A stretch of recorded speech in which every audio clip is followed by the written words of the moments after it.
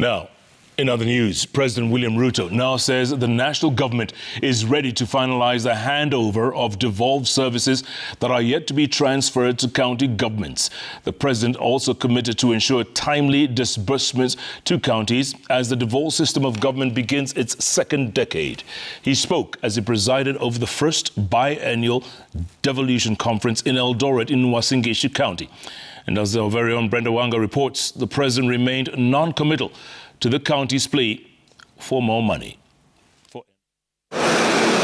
Uasin Gishu played host to this year's devolution conference, the first to be held under a new format that demands that the conference be held once every 2 years. The agenda of devolution, now turning 10 years old, carried the day with leaders calling for more support from the national government, especially on the disbursement of funds to the counties. For the first time in 10 years, we got our July disbursements for this financial year that we've started to 2023-2024 on time. Thank you very much. Devolution has left clear footprints across our nation. Each of the 47 regions has an outstanding story to tell on how devolution has occasioned a positive and impactful realignment of its development priorities and address unique needs of residents. The counties have since its inception received a total of 3.2 trillion shillings, but challenges have abounded over the timely disbursement of the funds. The president pledging to hold the national government's end of the bargain and ensure timely disbursement of county funds. That even if devolution is, by law, a two-tier affair, it should, in practice, reach the lowest and smallest possible unit of political organization. Under the principle of subsidiarity, the ward must in time become a central driver of bottom-up economic transformation.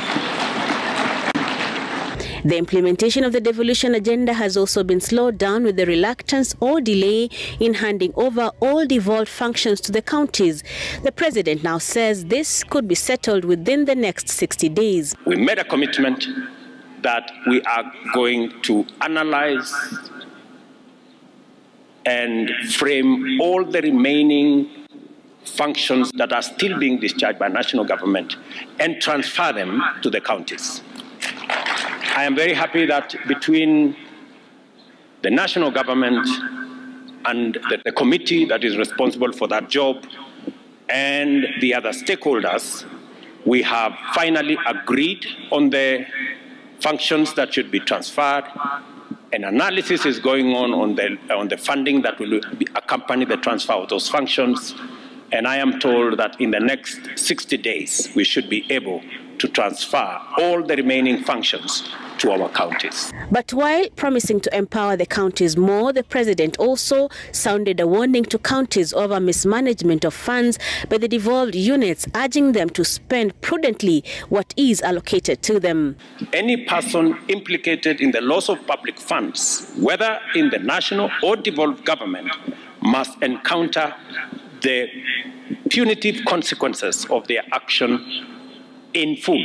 Members of county assemblies present at the conference also asking the president to look into the issue of their remuneration, citing frustrations with what they currently earn. Their community obligations, Your Excellency, as you well know, may not be sufficiently captured in their job descriptions. Yet their remunerations has been reduced over the year.